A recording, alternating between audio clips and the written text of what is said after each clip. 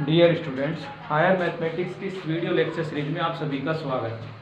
तो जैसा कि आप सभी को पता है कि हमारी जो वीडियो लेक्चर सीरीज थी वो बीएससी पार्ट सेकंड एवं बीएससी बीएड जो इंटीग्रेटेड जो प्रोग्राम होता है उन्हीं के लिए थी वहाँ पर।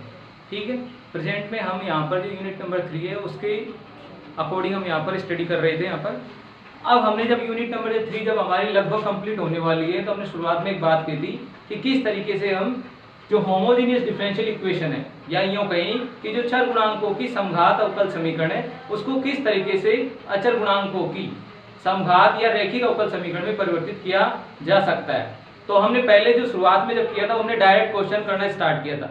हमने इससे वहां पर ये बात बताई थी आपको कि हम एक बार थोड़ा क्वेश्चन करना सीख लेते हैं, उसके बाद फिर हम वहां पर इसका डेरिवेशन भी पढ़ेंगे कि किस तरीके से होमोजेनियस डिफरेंशियल इक्वेशन को कांस्टेंट कोफिशिएंट वाली जो लीनियर डिफरेंशियल इक्वेशन है उसमें कन्वर्ट किया जाता है। ठीक है, तो ये हमारा टॉपिक था। तो आज उस चीज को लेकर हम आज उसको प्रूव करते हैं कि किस तरीके से यदि हमारे पास होमोजेनियस डिफरेंशियल इक्वेशन होगी तो उसको हम कांस्टेंट कोफिशिएंट वाली लीनियर डिफरेंशियल इक्वेशन में किस तरीके से रिप्रेजेंट करेंगे, यानी उसको यूनिट नंबर 3 में जो हमारे पास एक डिफरेंशियल इक्वेशन थी उस रूप में उसे किस तरीके से परिवर्तित करेंगे। ठीक है, तो आज बकायदा पूरा उसका प्रूव पढ़ेंगे यहाँ पर किस तरीके से। तो सबसे पहले बात करते हैं यहाँ पर कि माना अचर गुणांक, माना समघात अवकल समीकरण, समघात रैखिक अवकल समीकरण, समघात रैखिक अवकल समीकरण निम्न प्रकार है। तो यहां से हमने क्या मान लिया कि माना समघात रैखिक अवकल समीकरण निम्न अनुसार है। किस तरीके से? वो यहां से कि हमारी जो समघात अवकल समीकरण उसको हम इस तरीके से ले रहे हैं कि एक्स एन, यहाँ पर भी कोफिशिएंट भी यूज में ले लेते हैं ए नॉट यहाँ पर। ठीक है, चाहे आप इसको ए एन से रिप्रेजेंट कर सकते हो, कोई दिक्कत नहीं। चाहे यहाँ ए नॉट ले लोगे तो आगे जाके आपको ए एन से रिप्रेजेंट करना पड़ेगा, यदि यहाँ ए एन ले लोगे तो आगे जाके उसको ए नॉट से रिप्रेजेंट कर दो। ये जनरल कोफिशिएंट है जिसको अचर गुणांक कहते हैं ना वो। तो ये तो हो गई हमारी एक्स की पावर और यहाँ पर क्या आ जाएगा डी वाई की power N upon D X की पावर एन। इसी प्रकार से क्या आ जाएगा A N minus one X की power N minus one D N minus one Y D X की पावर एन माइनस वन। और आगे एक पद और लिखा जाए तो क्या आ जाएगा A N minus two X की power N minus two D N minus two Y और डी एक्स की power N minus two. Similarly आगे तक बढ़ाने पर आप देखोगे इसकी पावर धीरे धीरे डिक्रीजिंग होती जाएगी। तो फाइनली एक स्टेट ऐसे आएगी जब इसकी पावर क्या हो जाएगी जीरो। तो जीरो हो जाएगी तो वहां पर जो कोफिशिएंट होगा सिर्फ वो मिलेगा आपको और उसके साथ क्या मिलेगा सिंपल वाई बराबर जीरो। तो इस तरीके से हमारे पास क्या है, चाहे आप यहाँ पर इस फलन भी लिख सकते हो पूरा पूरा क्यू एक्स जो कि हमारे जो मानक रूप है उसको प्रदर्शित करता है। तो हमने क्या देखा कि हमारी जो समघात रैखिक अवकल समीकरण है वो इस प्रकार से लिखी जा सकती है इजी गोइंग में। ठीक है, अब इसको सोल्व करना हम नहीं जानते यहाँ पर, लेकिन हम ये जानते हैं कि यदि ये वाली इक्वेशन किसमें चेंज हो जाए, यदि अचर गुणांकों की रैखिक अवकल समीकरण जो कि आपने यूनिट नंबर जो सेकंड था उसमें जो हमने जो टॉपिक पढ़ा था उसके अंतर्गत यदि हो जाए तो बड़ा इजी हो जाएगा इसको सोल्व करना वहाँ पर।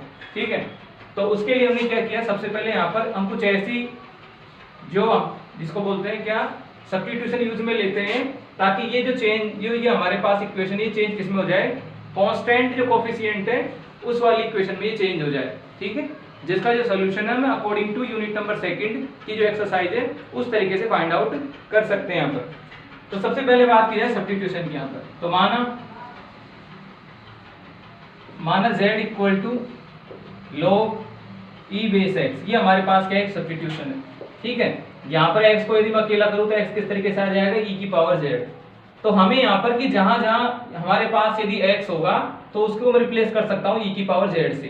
तो यहाँ पर तो चलो यहाँ पर तो आप सीधा सीधा कर दो क्योंकि यहाँ पर हर जगह क्या है x है। तो क्यों नहीं यहाँ पर हम एक ऐसा सेटअप तैयार करें ताकि जो यहाँ से x है नीचे यानी विद रेस्पेक्ट टू जो x डिफरेंशिएशन हो रहा था वो भी यहाँ से क्या हो जाए हट जाए यहाँ पर। तो उसके लिए हम इस चीज को यूज में लेते हैं। हमने यहाँ से देखा यदि इसको मैं डिफरेंशिएट करूँ विद रेस्पेक्ट टू x तो ये मुझे आंसर क्या देगा 1 अपॉन x। ठीक है, इससे तो हमारा काम नहीं बना क्योंकि हमें तो चाहिए dy अपॉन dx की वैल्यू चाहिए। तो बात करते हैं चूंकि dy बाई dx को यदि टोटल डिफरेंशिएशन के अंतर्गत लिखा जाए तो उसे किस तरीके से लिखा जा सकता है, किस तरीके से कि dy by dz and dz upon dx। ये हमने कहां से लिया है, ये हमने टोटल डिफरेंशिएशन से लिया है जो कि यहाँ पर जो बीएससी पार्ट जो फर्स्ट था उसकी जो यूनिट एक्सरसाइज नंबर आपकी जो 5 थी पार्शियल डिफरेंशिएशन आंशिक अवकलन। तो वहां से ये आपका टॉपिक है ये टोटल डिफरेंशिएशन का। इसमें क्या होता है कि जैसे बात की जाए, आपके पास एक फंक्शन कुछ इस तरीके से है कि लेट अस कंसीडर कि f is the function of variable x, इस तरीके से। या इसको मैं मान लेता हूं कुछ इस तरीके से, मान लेता हूं यहां कि f is the function of variable y, हमने यहां पर इस तरीके से ले लिया। लेकिन ये तो हो गया y का फंक्शन, यानी इसकी जो टर्म्स होगी वो तो y के रूप में आएंगी। किसका रूप हो सकता है कि y square plus 2y plus 5 equal to 0, तो इजी गोइंग में हो रहा है यहाँ पर कि ये y इक्वेशन थी यहाँ पर। लेकिन इस y को भी हम अदर रूप से रिलेटेड कर दें एक दूसरे वेरिएबल के साथ, यानी y को मैंने किसके साथ कर दिया कि y फंक्शन क्यों के अंतर्गत x से रिलेटेड है, कि y भी किसके अंतर्गत है, x से रिलेटेड है। तो आपने क्या देखा यहाँ पर कि जो हमारे पास कैपिटल F था वो तो फंक्शन किसका था, y का। अब y की बात की जाए तो y किसका फंक्शन है, x का। तो यहाँ से यदि मैं उसको उठाकर यहाँ रखूं तो कंप्लीट आप क्या देखोगे कि जो कैपिटल Y है उसके अंतर्गत सिर्फ सिंगल वेरिएबल क्या बचेगा, x बचेगा यहाँ पर।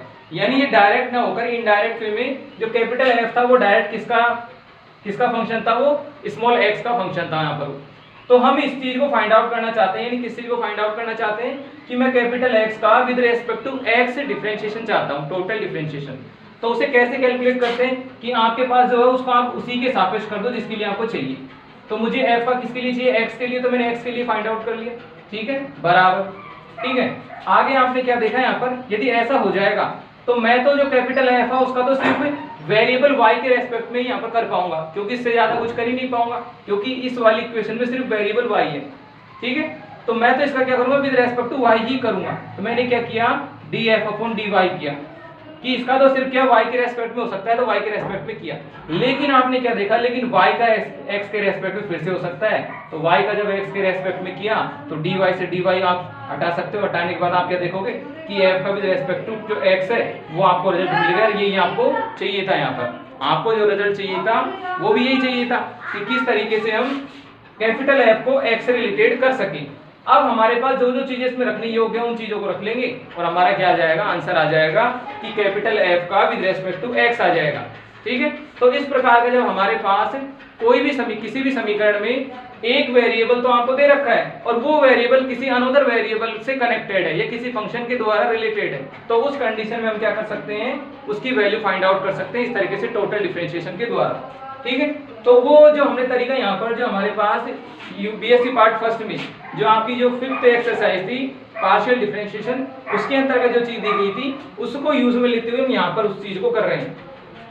तो यहाँ क्या आ जाएगा, क्योंकि हमारे पास देखा कि यहाँ पर तो क्या था, dy अपॉन dx था, लेकिन आपने z है, z को किससे रिलेटेड कर दिया, x से। तो जब मैं dy upon dx find out करूँ तो बीच में कौन आ रहा है, z आ रहा है, तो मुझे किसके लिए करना पड़ेगा, पहले z के लिए, ठीक है, और फिर किसका करना पड़ेगा कि z किसका संबंध है, z का x से, तो फिर z का किसके साथ कर दिया, x के साथ। अब जो जो चीजें इसमें रखने योग्य है उनका आप रख लो और जो चीज के आपके पास अवेलेबल नहीं है उनको वहां पर छोड़ दो। तो हमारे पास देखो यहाँ से dz अपॉन dx है, तो हमने क्या फाइंड आउट कर लिया, dz अपॉन dx। तो इसकी वैल्यू मैं यदि पुट करता हूं तो क्या आ जाता है, 1 upon x dy by dz आ जाता है, ठीक है, क्या आ जाएगा, 1 upon x dy by dz। अब हमारा काम तो क्या था कि हम ये जो सारी प्रोसेस है इसलिए कर रहे थे कि किसी भी तरीके से जो नीचे x आपको दे रखा है, यानी जो with respect to x differentiation हो रहा है वो कन्वर्ट होकर विद रेस्पेक्ट टू z हो जाए, तो वो काम भी हमारा बन रहा है। देखो इस x को यदि मैं यहाँ लिया हूँ तो बन जाएगा कि dy बाई dz की जगह आप क्या लिख सकते हो, x dy बाई dx लिख सकते हो। तो यहाँ से आप क्या देखोगे, या x dy by dx is equal to dy by dz, ठीक है। इसको मैं ले लेता हूँ इक्वेशन नंबर 2 के द्वारा, इसको फर्स्ट बोल लेते हैं और इसको इक्वेशन नंबर 2 ले लेते हैं। ये तो हो गई फर्स्ट इक्वेशन और ये हो गई आपकी सेकंड इक्वेशन, ठीक है। अब ऐसा करने पर हमारे पास क्या आ जाते हैं, दोनों रिजल्ट हो गए कि जब हमारे पास इस तरीके का होगा तो इसको आप किसके रूप में लिख सकते हो, dy बाई dz के रूप में लिख सकते हो यहाँ पर, ठीक है। यानी जो हमारे पास x के साथ में जो dy बाई dx वाला जो कंप्लीट जो ये इस तरीके की स्टेप थी उसकी जगह क्या लिखा जा सकता है, ओनली dy बाई dz। यहाँ पर हुआ क्या कि जो x था वेरिएबल वो देखो यहाँ पर चेंज होगा, किसमें चेंज हो गया, 1 यानी कांस्टेंट में चेंज हो गया वो। तो सिमिलरली आगे भी कुछ ऐसा ही होगा, तो हम इसको एक स्टेप और बढ़ाते हैं ताकि अच्छे से हमें नॉलेज हो जाएगी कि किस तरीके से ये चेंज हुआ यहाँ पर, ठीक है। तो आगे देखो यहाँ पर नेक्स्ट स्टेप पे हमने क्या लिया कि इसका 2 बार डिफरेंशिएशन किया कि d2y अपॉन dx स्क्वायर, कि यहाँ पर तो सिर्फ एक बार ही फाइंड आउट किया था, अब की बार क्यों ना 2 टाइम यहाँ पर डिफरेंशियल ऑपरेटर को फाइंड आउट करें। तो हमने किया इसको कि d अपॉन dx आप जानते हो कि 2 बार डिफरेंशिएशन को इस तरीके से भी लिखा जा सकता है, इस तरीके से कि dy by D x and dy by D x, इस तरीके से कि dy by D x and dy by D x, इस तरीके से इसको नोट किया जा सकता है। यहाँ से हम देखेंगे आगे, 1 मिनट थोड़ा इसको घुमा देता हूँ। तो यहाँ से हमारे पास क्या होगा, देखो यहाँ से हम जो dy बाई डी एक्स है ये तो हमारे पास यूँ का तो रहे, इसकी वैल्यू पुट कर सकते हैं यहाँ पर। तो यहाँ से क्या आ जाएगा कि d अपॉन डी एक्स, और इसकी वैल्यू थोड़ी देर पहले हमने फाइंड आउट की थी, और वो यहाँ से देखो आपको क्या मिली थी 1 अपॉन एक्स, और क्या था साथ में dy बाई डी जेड, ये हमारे पास वो वैल्यू थी। ठीक है, अब इसको भी और थोड़ा सोल्व करेंगे। ऐसा करने पर हमारे पास जो सेकंड ऑर्डर का जो डिफरेंशियल ऑपरेटर है उसकी वैल्यू भी हमारे पास फाइंड आउट हो जाएगी यहाँ पर। तो नेक्स्ट लाइन में देखिए, यहाँ से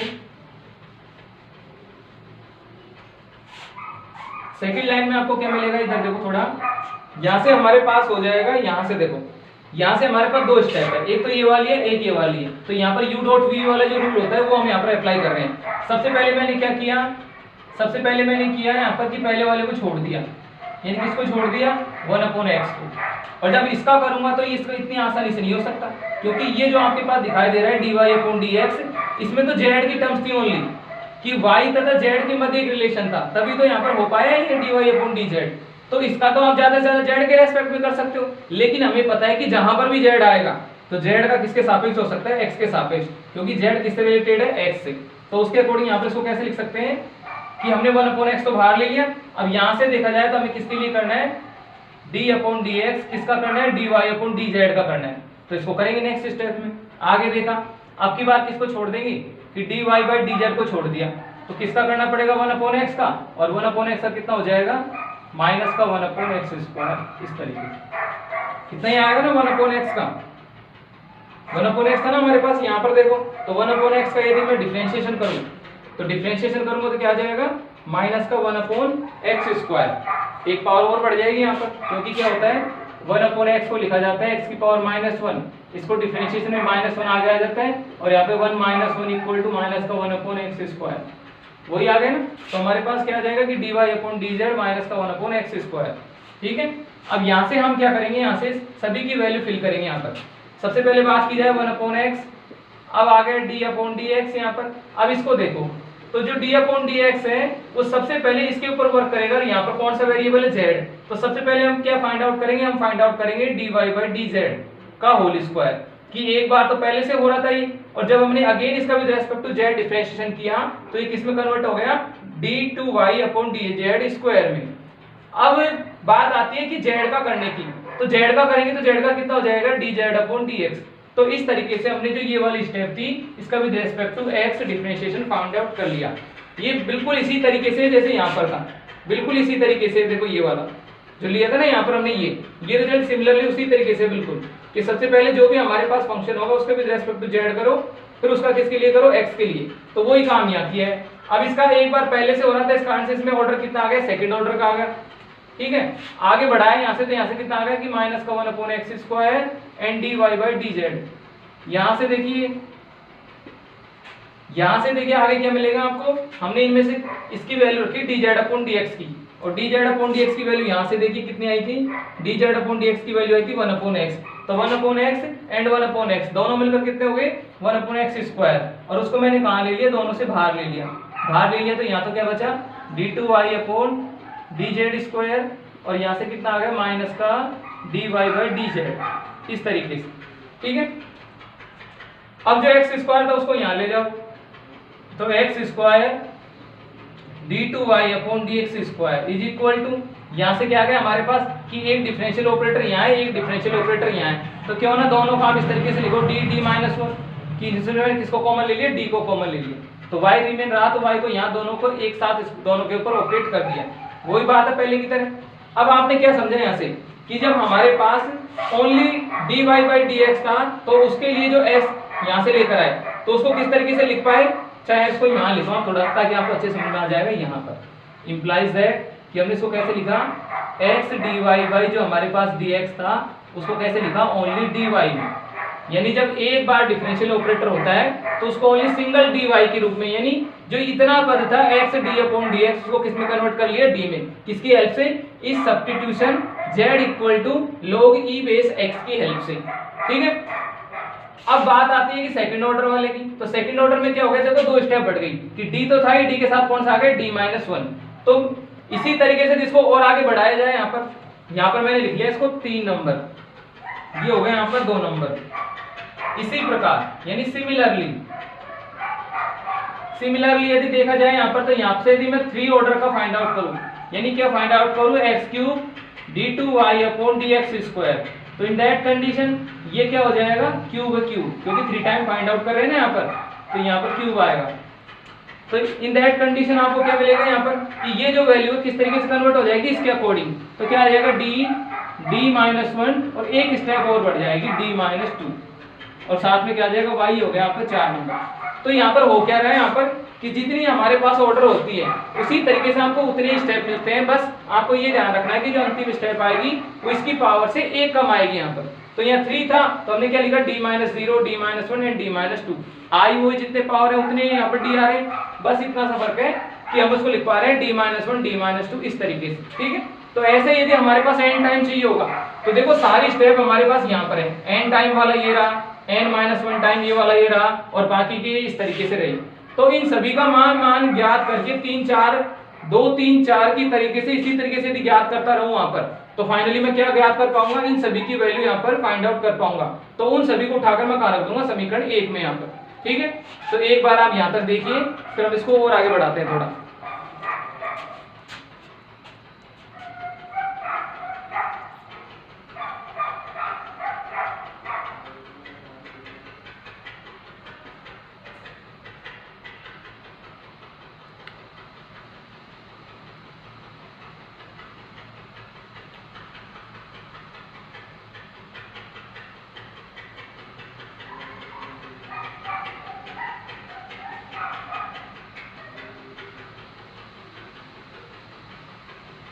अब देखिए आगे की बात की जाए तो आपको अब क्या करना है, यहाँ पर देखिए यहाँ से इससे आगे चलते हैं। तो यहाँ से इससे आगे से चलेंगे तो हमारे पास क्या होगा,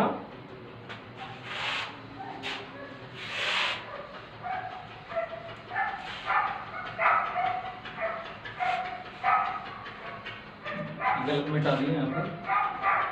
तो यहाँ से देखो इसी तरीके से मैं n टाइम वाले का भी याद कर सकता हूँ, dny dx की पावर n। इसका यदि ज्ञात किया जाए तो इसके हिसाब से क्या हो जाएगा, d-1 d-2 इस तरीके से। लेकिन लास्ट की स्टेप क्या आएगी, d-n-1 कि जो n था उसमें से 1 कम कर दो, और तब तक इसको क्या करो, प्रसारित करके इस तरीके से लिख दो मल्टीप्लाई में। तो ये हमारी क्या आ जाएगी, इसकी nवीं स्टेप आ जाएगी। हमने इसको किसके रूप में लिख दिया, 5 नंबर। तो समीकरण 2 3 4 5 इस तरीके से जितनी भी सारी जो वैल्यूज आएंगी उनको उठाकर हमारे पास जो भी वैल्यू यहाँ पर समीकरण 1 में आई थी उन सभी में हम पुट कर रहे हैं यहाँ पर। तो समीकरण 1 2 3 4 5 इस प्रकार से जितने भी समीकरण है को समीकरण 1 में, समीकरण 1 हमारा क्या था, व्यापक रूप। समीकरण 1 कौन सा था, व्यापक रूप। व्यापक रूप है समीकरण 1 में रखने पर। तो समीकरण 1 में रखेंगे तो यहाँ से क्या मिल जाएगा आपको, देखो यहाँ से हमारे पास क्या हो जाएगा कि dn यानी n टाइम वाले का। देखो तो n टाइम वाले का देखा जाए तो उसके साथ में क्या था, कोफिशिएंट क्या था, उसके साथ में an, तो an आ जाएगा। और ये जो रूप है वो किस तरीके से चेंज हो जाएगा, जैसे हमने यहाँ लाइन लिखी है ना उस तरीके से। यहाँ था ना वो n टाइम वाला, तो किस तरीके से चेंज होगा, इसकी तरीके से। तो आगे क्या मिलेगा आपको, d-1 d-2 इस तरीके से d-n-1 d-n-1 इस तरीके से। ठीक है, और साथ में y, चाहे y को आप एक साथ लिख लो सभी में, तो सभी को मैं लास्ट में लिख दूंगा। तो ये तो पहला स्टेप हो गया।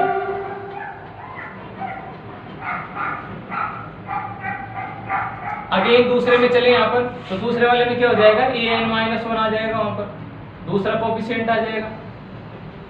यहाँ पर क्या मिलेगा आपको, यहाँ पर इसकी पावर कितनी थी, n-1। तो अब केवल हमें कहां तक जाना है, d-n-2 तक जाना है, एक और अधिक तक। ठीक है, तो यहाँ से देखा जाए तो यहाँ पर भी वही मिलेगा, d-1 d-2 और ऐसे कहां तक जाएंगे, d-n-2,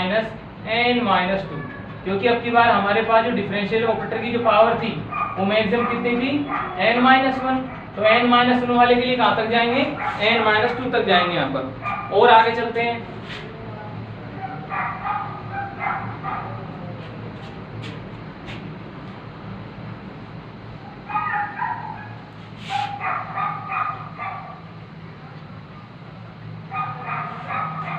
और आगे तक गए तो अंतिम पद के लिए यदि लिखा जाए तो अंतिम पद हमारा कौन सा था, कोफिशिएंट एक तो साथ में क्या था a नॉट और a नॉट के साथ क्या था y।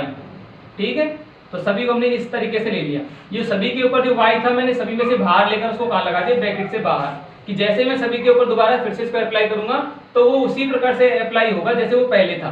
ठीक है, बराबर में क्या था qx, लेकिन qx के रूप में नहीं लिख सकते क्योंकि हमने जहां पर भी जो वेरिएबल था कौन सा x, उसको किस में चेंज कर पाए, उसको हम z में चेंज कर पाए, तो z में चेंज कर लिया तो यहाँ पर जो क्वेश्चन है वो भी इसी तरीके से होगा। तो जो qx था हमने देखा था कि x इक्वल टू यहाँ पर क्या प्राप्त होता आपको, x इक्वल टू e की पावर z, तो यहाँ जो qx है उसमें भी क्या लिख देंगे, जहां जहां x होगा वहां क्या लिख देंगे, e की पावर z लिख देंगे यहाँ पर। ठीक है, और ऐसा लिखने पर हमने क्या देखा कि जो ये रूप हमें तब मिला जहां पर जो आपने d यूज में लिया है, d की वैल्यू कितनी यहाँ पर d अपॉन dz है, कि यहाँ पर जो आपके पास जो d आया है यानी जो डिफरेंशियल ऑपरेटर आया है ये d अपॉन dx नहीं रहकर कौन आया, d अपॉन dz। तो ऐसा करने पर हमने देखा कि जो समीकरण नंबर ये हमारी जो नेक्स्ट समीकरण नंबर 6 मिली यहाँ पर, तो उसके बारे में क्या कह पाएंगे, समीकरण 6 को हल करने पर, समीकरण 6 को हल करने पर यानी हल करने पर करोगे तो क्या मिलेगा आपको, हल करेंगे तो हमारे पास जो पावर्स है वो अरेंज होती जाएंगी कि जो मैक्सिमम पावर हो सबसे पहले आएगी, फिर उसके बाद उससे कम, फिर उससे कम, फिर उससे कम, फिर उससे कम, और लास्ट में जाके कांस्टेंट यहाँ पर। तो ऐसा करने पर हमारा जो रूप है वो बिल्कुल पहले की तरह हो जाएगा। किस तरीके से हल करेंगे तो हमारे पास जो पावर्स मिलेंगी वो किस तरीके से होंगी, वो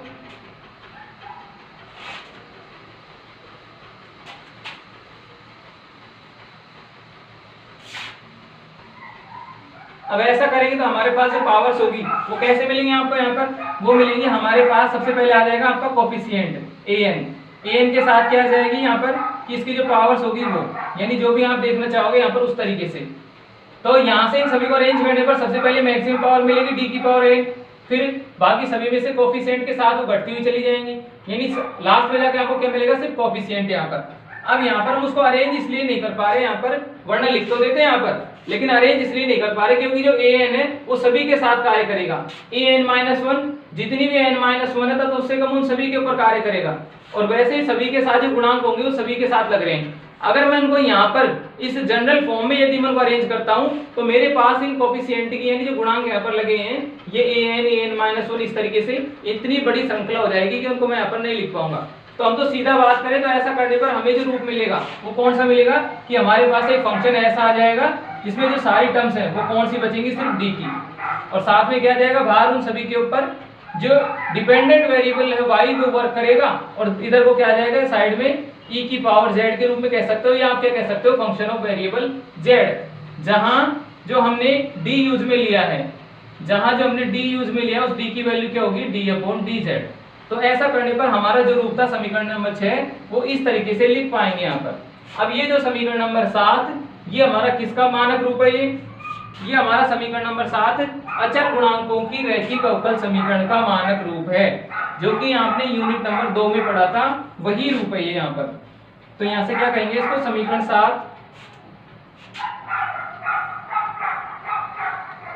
7 अचर गुणांकों, समीकरण 7 अचर गुणांकों की nth ऑर्डर की रैखिक अवकल समीकरण को प्रदर्शित करता है, जो आपने यूनिट नंबर 2 में पढ़ी थी ना वो वाली। समीकरण 7 अचर गुणांकों की nth ऑर्डर की रैखिक अवकल समीकरण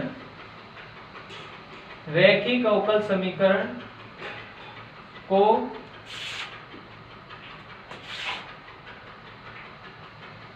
प्रदर्शित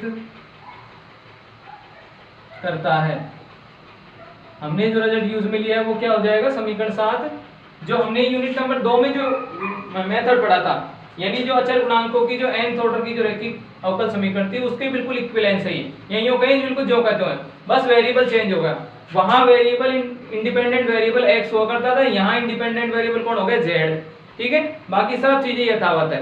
तो इसका जो आंसर है वो भी उसी तरीके से होगा। अतः समीकरण 7 का हल यूनिट नंबर 2, समीकरण 7 का हल यूनिट नंबर 2 की प्रश्नावली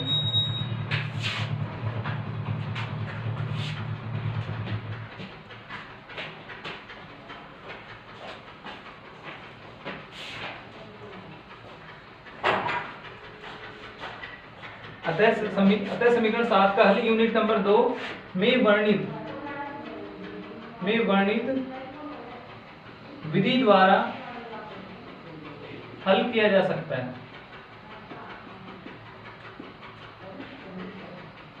ठीक है, ऐसा करने पर हमारे पास वही मेथड आ गया जो हमने यूनिट नंबर जो 2 में पढ़ा था, वही मेथड आपके सामने आ गया यहाँ पर। यानी बिल्कुल भी कोई चेंजेस नहीं है, जैसा वहां उसको बारी बारी से स्टेप बाय स्टेप वहां जैसे इसको सोल्व करते थे, ठीक उसी प्रकार से यहाँ पर भी आपको उसी तरीके से सोल्व करना पड़ेगा।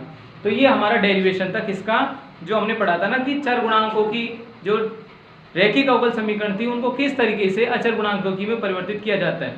तो अब तक हमने जो क्वेश्चंस किए थे वो सब केवल मेथड के बेस पे किए थे कि हाँ इस तरीके से इसकी वर्किंग प्रोसीजर होती है और उसको अपनाते थे। यहाँ पर उसको हम क्वेश्चनों का सोल्यूशन भी हमने फाइंड आउट किया, लेकिन ये उसका एविडेंस है यहाँ पर कि इस तरीके से वो कन्वर्ट करने पर ऐसा हुआ था, इस कारण से ऐसा वहां पर हम कर पाए। बाकी हमने क्वेश्चन तो इसके सभी प्रकार के कर लिए। तो जब आपको जरूरत पड़े यहाँ पर कि किस तरीके से ऐसा हुआ, तो हम ये मेथड वहां पर मेंशन करेंगे कि इस तरीके से किसी भी चर गुणांकों की रैखिक अवकल समीकरण को कन्वर्ट किया जा सकता है अचर गुणांकों की रैखिक अवकल समीकरण में। ठीक है, तो ये हमारा उसका डेरिवेशन था, एक बार आप नोट कीजिए इसको।